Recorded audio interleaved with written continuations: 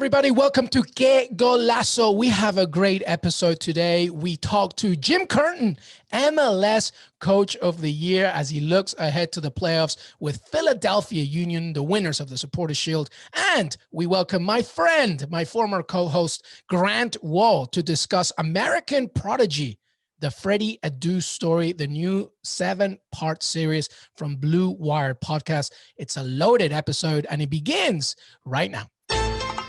Joining us now is Jim Curtin, MLS Coach of the Year. After his Philadelphia Union won the Supporters Shield, the club's first ever trophy, and earning the best record in the league. Extremely deserved for a manager who has developed talent thanks to a strong academy program. And now the Union is a strong contender for MLS Cup. Of course, it's not done and dusted yet, but a strong contender. Jim is a former MLS All-Star center back and is the 5th member of the Supporters Shield winner as player and coach.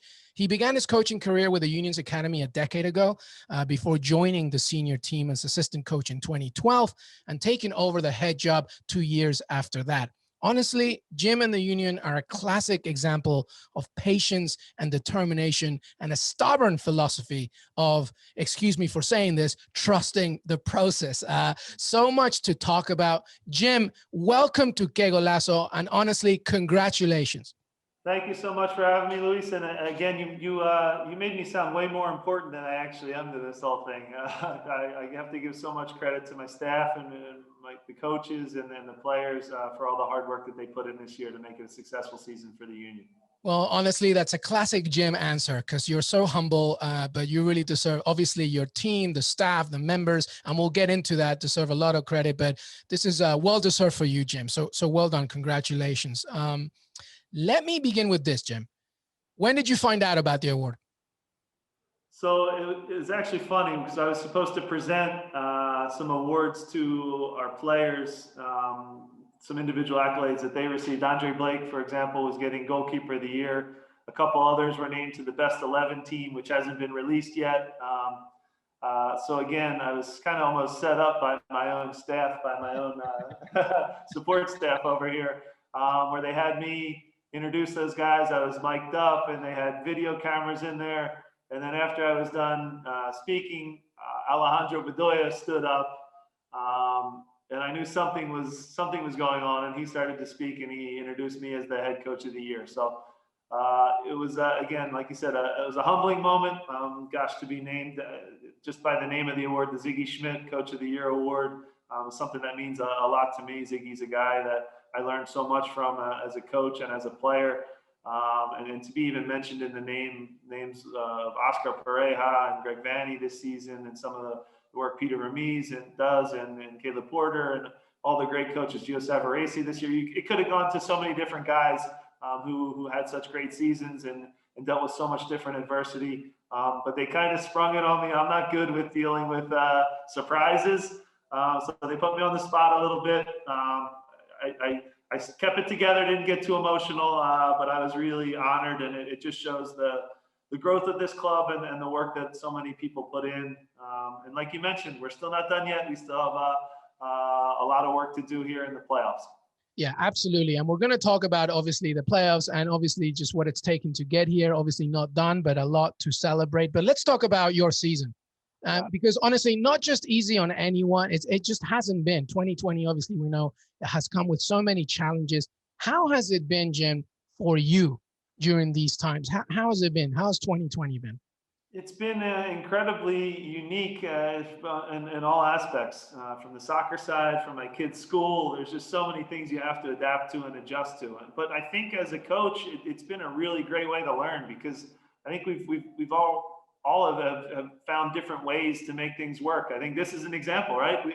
A year ago, we wouldn't have thought of such a cool platform where we can just jump on a call, have a great conversation, and see each other and see the emotions of it. So that was something that I think we all learned to adjust and adapt. I think back to, we played LAFC in what I thought was one of the best games of the year this season, and I was excited, and I thought, man, if we can play with them in their building with the talent that they have, I can't wait to get this season going and underway. And then everything shut down, and then we had to go to Orlando and adjust and adapt to a new environment there. and then kick off almost what felt like the third restart to the season.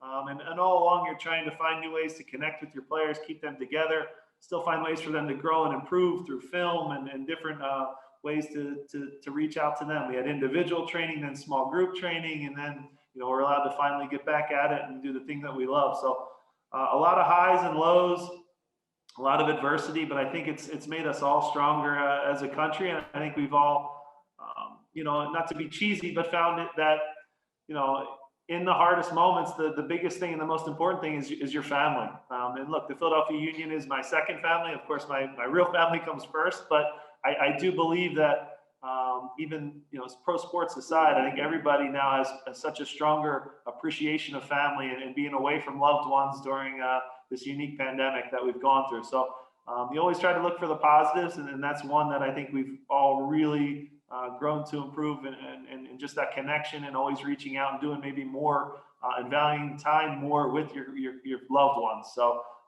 it needs to be said, and it's something that I think really brought our group and our team together as well. We almost approached it like a family, and our group grew really tight during the time in Orlando.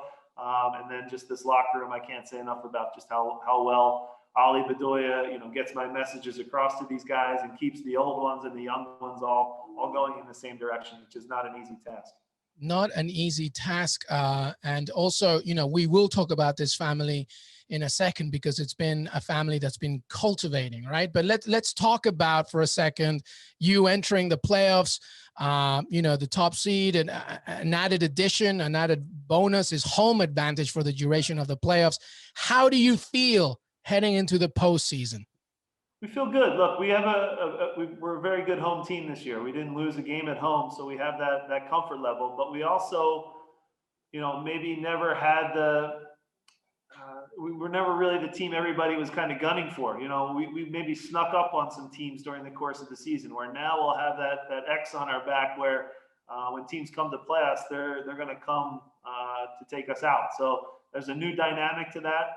There's new pressures that come with being the number one seed, to being at home where you're supposed to win. So it adds a little bit of that. So it's our job now as a club, and my job as the coach, to keep everybody just as hungry, keep everybody just as humble. And obviously we respect all of our opponents that come in to play in Subaru Park. But it's a place where we have a lot of confidence. And we've played some pretty entertaining soccer. We can do it defensively, where we were gave up the least amount of goals this year. We can also do it in attack, where we scored, the third most in the league. So it's a really fun group to watch. And the biggest compliment as a coach is when I get text messages from fans, from GMs or other coaches in the league, and they say, I really love putting your team on and watching you guys play. If I have to choose from all the other teams, I really enjoy watching you play. For me, that's the ultimate. You have a team that goes on the field and plays the right way, win, lose, or draw. We're exciting. So again, we're going to have a tough first game. The team that we're going to play against in the first round will have played, and be coming off a win before they play us. So they'll have that 90 minutes in their legs. You think of the opponents, it could be Miami, and the talent that they have is very, very scary with the individual players that they have. You have a New England team that we've had very tight games with all season and have played so many times. We know each other so well. And then Montreal, Thierry's done a great job with that group. They're certainly difficult to play against, and he's building something special there as well. Jim, let's talk about the special story that really the Union has been about, because I want to talk to you about the club's journey for a second, where honestly, it begins with the academy, right? And Richie Graham, is principally involved with its foundation and the YSC Academy, a first of its kind soccer-specific school for elite players. And now we see the fruits of that labor. Right? Mark McKenzie, Brendan Aronson, Paxton Aronson, it all goes down to the under 12s, to be honest. How important has Richie and the team been when it comes to discussing the success of this club thus far? Look, I owe everything to Richie Graham. When I retired and played my last game in Chivas, I came across the country back to Philly, which was home, and started asking questions in the area. And all roads kind of led to Richie, who was a true pioneer in U.S. soccer. And I've said this before, the quickest way to us winning a World Cup and growing is if we could clone 5 or 6 Richies and put them all over the United States, because what he ultimately wants is he wants our country to win a World Cup. Obviously, he's very philanthropic, and he's also he wants kids to grow and learn and have a great experience and be in a great environment. But his vision was one when I first came to the club, and I wasn't even involved in the first team yet. But he had the foresight to see, look, the majority of all the other MLS teams at that time were buying really expensive, aging superstars, and that was a model. And that's not to say that was wrong, but it was more to sell tickets, to sell jerseys. Whereas Richie's vision was unique in that he believed that if we could become a club that cultivated our own homegrown players, it could become just as powerful as a DP player signing or 3 DP players. He knew that would take time, so they did things like put the school in there. They have so many kids that are coming through and learning so much in such a fast way. But over the years now, they learned how we want to play, our style of play, our philosophy. And as that, has kind of built, we've kind of grown with these kids. I was fortunate enough to coach in the academy with Brendan when it was called Union Juniors. Brendan Aronson and Mark McKenzie were 8 or 9 years old, and Anthony Fontana and Matt Real and Matt Fries and so many other names that are coming up, where we saw these kids at 8, 9 years old. So there was a real connection and a bond. They might be getting sick of hearing my voice, but but we've been together for so long. So again, during that process, we really grew as a club. We had some highs, Open Cup final runs, but then we also had some lows and not making the playoffs. But to our ownership's credit, and Jay Sugarman and Richard Leibovich and Richie Graham, they stuck with it. And in pro sports, that can be rare. Oftentimes when you lose 3 or 4 games in a row, that can be the end for coaches. But I give them a ton of credit for really believing in this and seeing it out. And now, like you said, we're starting to see the fruits of all that hard work. And that's something that makes us all really proud. I won't bore you with the long philosophy of the club, but the very quick, elevator. If I jumped on an elevator with you and I gave you the 30-second snapshot, I'd say we have 3 pillars that we always look back on, whether we're winning, losing, or drawing. And that is, number one, we want to build from within. So we want our academy kids to come through the club. We also want our technical staff and coaches to come through, our scouting department. We want to see them have an avenue where they can grow and improve and reach the highest level and coach at the highest level as well. Second, we believe any group of 11 players that are cohesively working together can beat any group of individual talent, which is something that goes to, if you're in this system from age 8 all the way up to professional, you can imagine over time that we're speaking the same language and we're all kind of pulling in the same direction.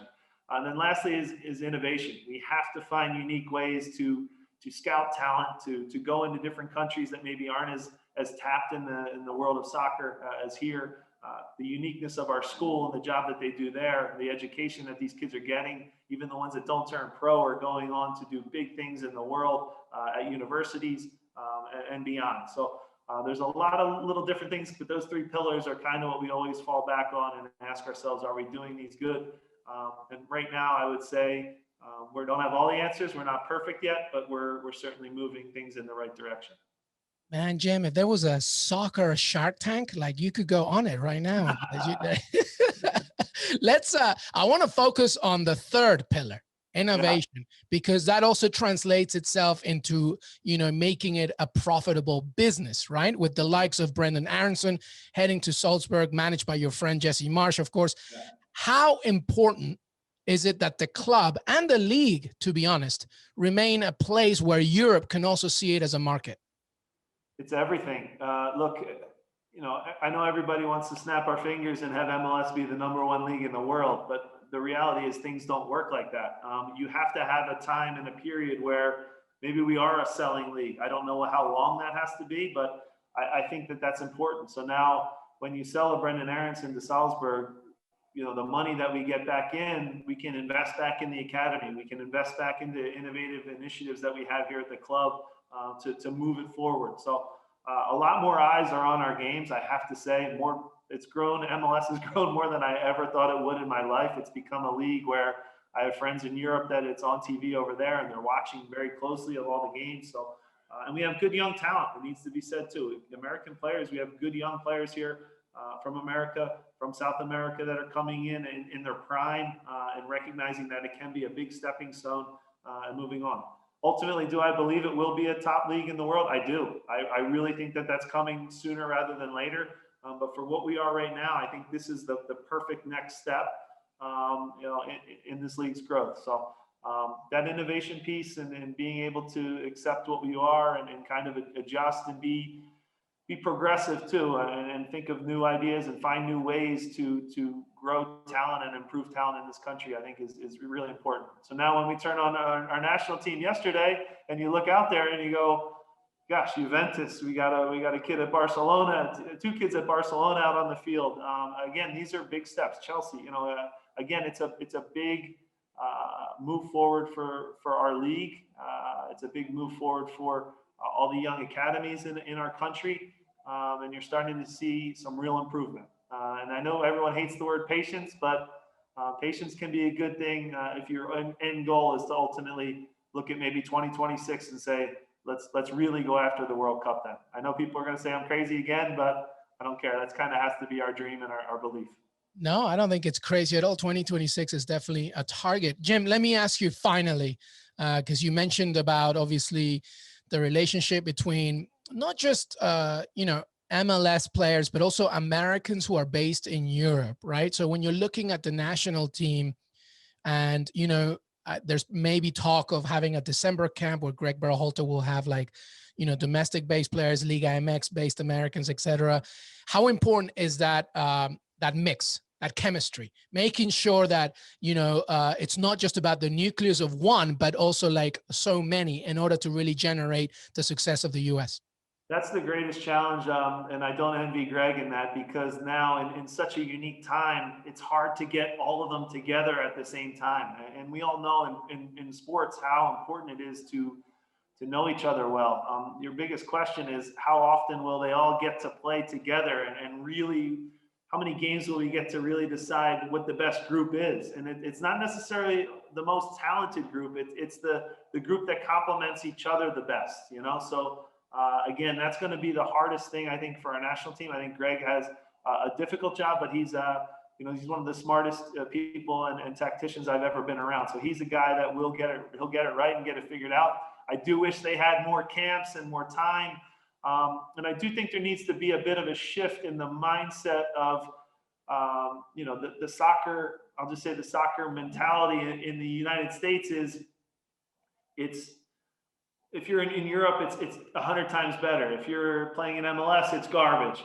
Can it be somewhere in between? There's actually there's a lot of actual teams in Europe that aren't necessarily doing it perfect either. You know what I mean? So let's just all get on the same page and try to find the best players that complement each other.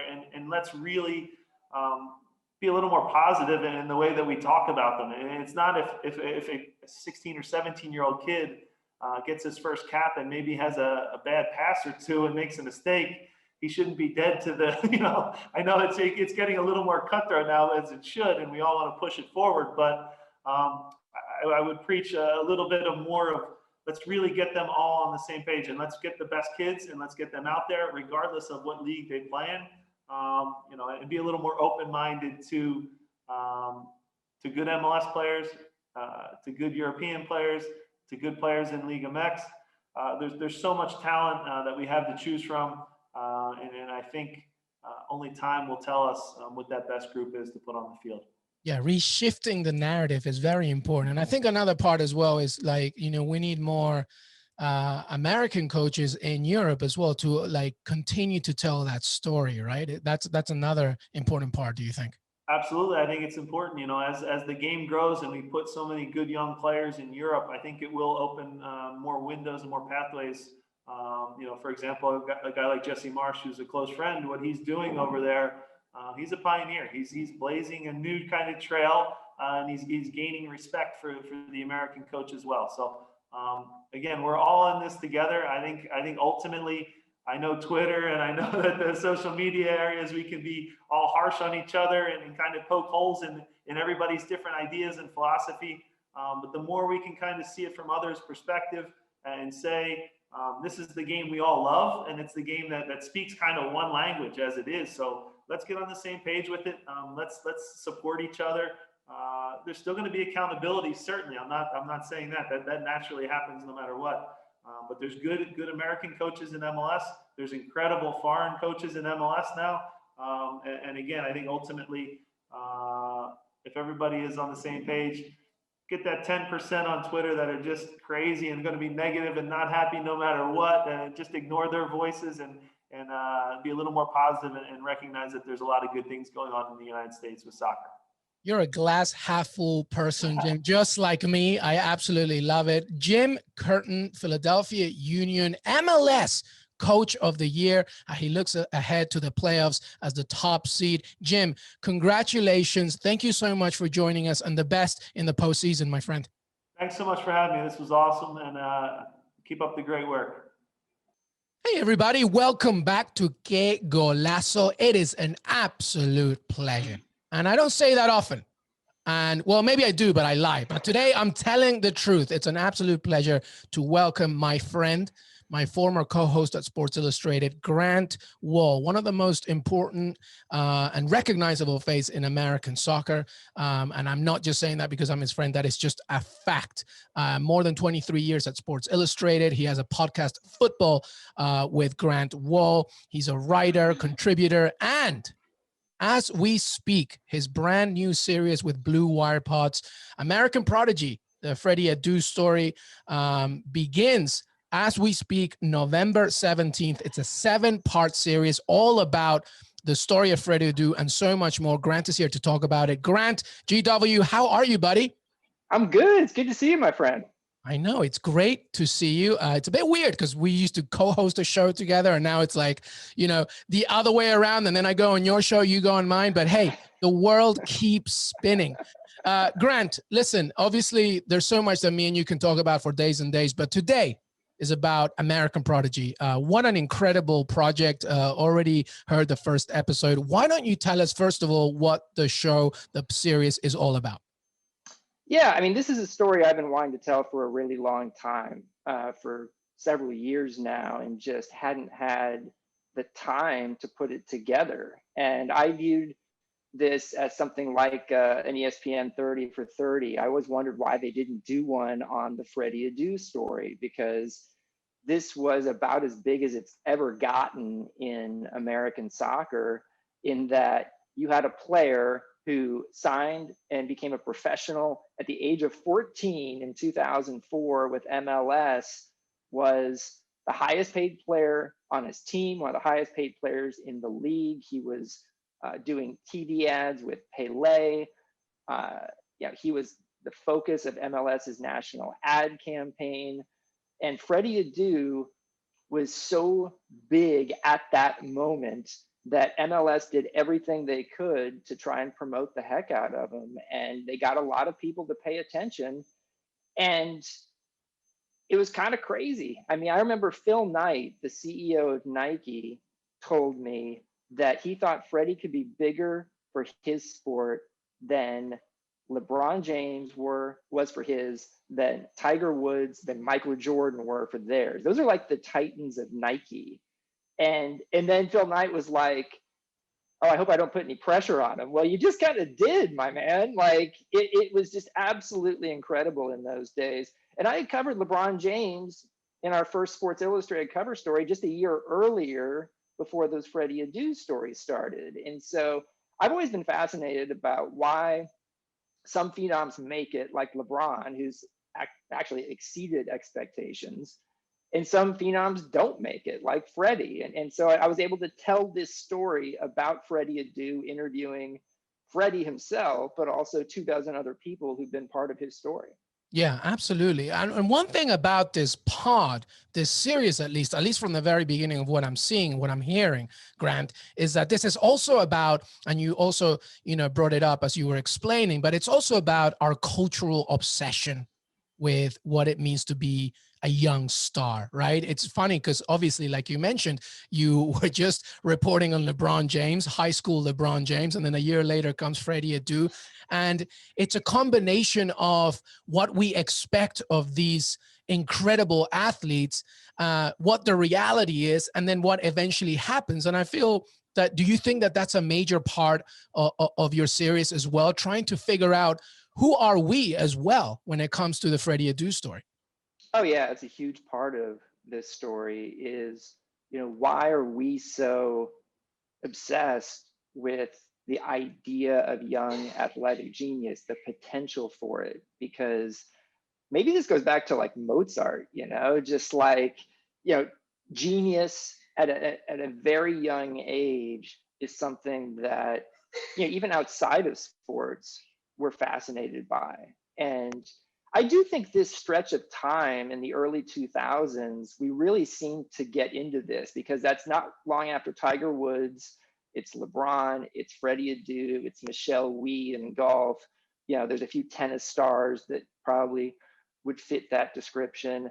I remember when Bryce Harper in baseball got on the cover of Sports Illustrated. So we've always had this fascination. And then we don't always take into account the impact of what the media itself has on that person. Because I remember telling LeBron James, like, once he was on the cover, and I was, fist pumping because any writer's excited when they get a cover story, but I was also kind of concerned about how it would impact his life. And I was like, people are going to look at you in a different way now. And maybe the cover of Sports Illustrated meant something a little different back then, but still, like, that took LeBron's recognition around the country to a completely new level. And I get into that with Freddie here. And there's a moment when I speak to him, because at first he wouldn't talk. He didn't want to do any interviews. I did, 24 interviews of an hour each or more with a bunch of other people close to Freddie. He finally reconsidered, changed his mind. And toward the end of my interview, over about 90 minutes with Freddie, I said, do I owe you an apology? Because I'd written a lot about Freddie back in the early 2000s. And I tried to put in the usual caveats of, he might not make it. And for me, at least, that was a pretty poignant moment to ask him that question and hear what his answer was. And that's one part of one of the later episodes. So you mentioned that Freddie is in the series. You do talk to him. We will hear his point of view as listeners and viewers on YouTube on our show. Are getting this episode. The first part is out now, November 17th. So what can you explain to us about the first part? Where do we begin?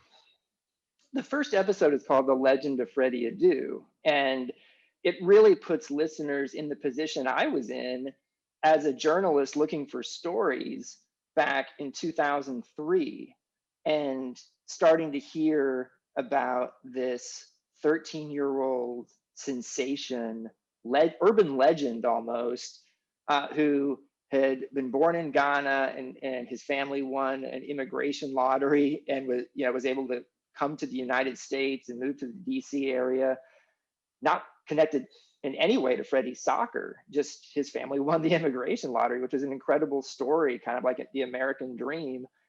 And then Freddie being discovered, because he had spent all of his formative years in Ghana playing on the street, becoming very, very good, and being discovered at recess at his school, and within a week being sort of sucked into the travel soccer club system in the DC area and winning tournament championships and scoring these amazing goals. And this happened just suddenly. And so getting into telling that story, and then his pathway, Freddie, to being part of the Olympic development program, going to Italy and having Inter Milan offer his family nearly a 7-figure offer when he was like 10, and just crazy stuff. And then going to the US under 17 residency program in Florida. And so we get into all of this stuff in the first episode. And I tell the story of going to Finland for the under 17 world championship in 2003, where Freddie essentially made his debut. and scoring a hat trick in the first game and one of the most absurd goals I've ever seen. And so as all of that is happening, this process of figuring out if he's going to turn pro, if he's going to get signed by MLS or a team in Europe, and which would have been potentially the better way to go for his development, but just getting into all of that excitement. And so that is the legend that gets told in the first episode. And you're reminded, talking to people who are on his under 17 national team, like Jamie Watson, who's now in Nashville, like how good Freddy was. And Jamie's like, Freddy Adu was the best 14-year-old soccer player ever that anyone had ever seen. And don't let anyone tell you otherwise. Yeah.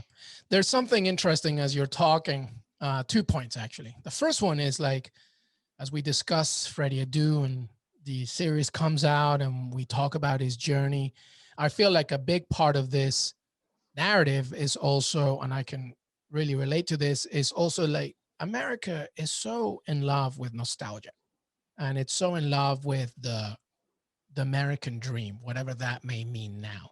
And part of that American dream is the journey, especially the immigrant journey. And I feel that specifically because he won the green card lottery, came from Africa, sort of culturally had to assimilate himself in the capital of the United States.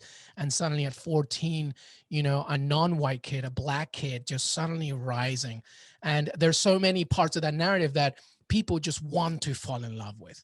They want to root for him, especially because of that age. And I feel like that's a major part of it. And the second part, I feel, Grant, is when you're talking about Freddy, and we're going to dive deep into this great series, it's also, I can't help but think about what we've seen in the last few days with Yunus Musa, a kid born in New York City to also Ghanaian parents, moving to Italy, then England, Spain. He's also very young, and I feel like we still have that sort of nostalgic journey and those feelings and those emotions about players like this. It's so weirdly connected, don't you think? Yeah, we're still fascinated with young talent, and that's just a sliver of Yunus Musa's story. And we're going to probably hear more about Yunus Musa's story as time goes on, especially if he ends up choosing to play for the U.S. for good. And that's one of the things I think we love about sports. Now, one thing I've noticed with Yunus Musa is I haven't interviewed him yet, but he has an amazing smile. He seems charismatic, even though I haven't ever heard him interviewed. He just seems like it. Like if you saw the smile on his face when he was taking the starting 11 picture in his first game against Wales, he was like grinning ear to ear more than anybody else. You could tell how happy he was. And my first reaction to Freddy when I saw him at age 13 was not just, this kid's an amazing soccer player doing things I've never seen someone his age do, but he had a charisma that was off the charts. Like, I remember doing my first interview with Freddy in 2003 and calling my editor afterward and just saying, you're not going to believe this kid is real. Because as an interview, he's amazing. And that's why Nike had already signed him to a 7-figure deal at age 13. It was this combination of potential genius, the seeds of genius, but also this amazing smile and the charisma. And it rang true to me 1 year after I had seen similar things in LeBron. I was just going to say that. Literally, I was just going to say that. And that's why LeBron is an anomaly, because it's not just about the ultra, almost non-human-like athleticism, but it's his personality, it's his leadership, it's his charisma. And to your point, you meet a young teen Freddy Adu, and he's giving you the same energy and stuff. And so you just do nothing but root for him. Let me ask you something, Grant. Is there anything during this journey, because obviously you've covered him extensively, you understand the makeup of not just him, but the culture of American soccer. Is there anything that surprised you as you were talking to people? Anything in the show that you thought, wow, that really, I didn't know? Perhaps maybe even something that he told you that is really, really surprising. Obviously, you don't want to give too much away because we want to listen to the series. But is there anything in the show that really just, kind of lit a light bulb for you? I mean, for me, it was really interesting that I think people in the US are still very aware of Freddy Adu. Like, I would bet you that would be more recognizable to any Americans, not just soccer fans, than maybe all but like 5 soccer players or 10 soccer players at this point. Like, still, and that's kind of crazy when you think about it. But I would think most people would assume that Freddy Adu is a sad story, and that because he didn't become what people thought he was going to become, that he might be bitter about that. And if you talk to Freddy at length, if you talk to the people around him at length, and I think this comes through in the podcast series, none of them think he's a sad story. And in fact, what he's doing right now, because just last month he signed with like a 3rd division team in Sweden, and he's going to play professionally again for the first time in 2 years. And a lot of people thought he was done playing.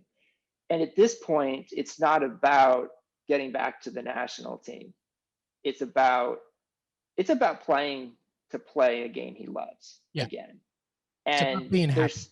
And there's something kind of inspirational, actually, about that isn't sad. And I think that for me was sort of a pleasant surprise. I hadn't interviewed Freddy in many years until, when we finally did get together and talk at length for this podcast series. And he still had the same smile, he was still a really good interview, full of energy. And in a way, I don't know if people are expecting this to be an inspirational story, but it kind of is. Yeah, it really reminds me a lot now as you talk of as well Felipe Lopez, the Dominican retired player, in New York, born in New York raised, sorry, so much, expectations for him, so many similarities to it. Unbelievable. The first part of American Prodigy is out right now, and you will be able to hear the next episodes every Tuesday from Blue Wire Pods. Before we say goodbye to you, Grant Wahl, how are you, buddy? How about your Football with Grant Wahl? Some amazing guests, especially a Peruvian a while ago. He was really good, I thought. What else is going on with you, buddy? How are you doing? I'm doing okay, thanks. I missed doing all the shows that we did. You and I did about 100 video shows and 100. just as many podcasts over a couple of years at Sports Illustrated. So I feel like life without my partner regularly is still a little weird, but it's great to be back with you now. I'm enjoying your show. Loving the interviews you're doing. Thierry Henry was amazing. Thank you, man. And just really excited for you. Excited also just to be, I'm pretty busy doing soccer stuff, doing my twice a week podcast. Had a good interview with Jesse Marsh that just came out for that this week. And then, this Adu thing really sort of took over my life over the last 4 months or so. And it became my chance, after becoming a free agent unexpectedly in April, to really show what I can do. And there's some really valuable stuff that I can be connected to and produce. And hopefully, when something comes out like this, you want it to be something people like. I think they will. I'm pretty proud of how it turned out, but it's been fun for me to really put everything I've had, over a fairly long period of time into a project like this. So in that way, it's reminded me a little bit of my book projects over the years. But to want to do a story for so long, for so many years, and finally get the chance to do it, it feels good to have it out there now. Well, it feels good to have it out and listen to it. American Prodigy, the Freddy Adu story, Blue Wire Pods. It's good to also see you so busy. I know that you have some other projects as well with Sports Illustrated coming up. And like you said, it's always good talking to you. We did so many shows together. We continue to be good friends. And, having you on the show is not just great. It's an absolute pleasure, my friend. And I can't wait to dive into the entire series. American Prodigy, the Freddy Adu story, every Tuesday. Make sure you tune in. Grant Wahl, thank you so much for being with us here at Qué Golazo. Thanks so much, Luis Miguel. Keep killing it, my friend. I want to thank Jim Curtin and Grant Wahl for joining me today. We have plenty more content coming your way. Make sure that you follow us on Qué Golazo Pod on Twitter and listen to us on Apple Podcasts, Spotify, Stitcher, or wherever you listen to your pods. Have a great day, and we'll see you soon.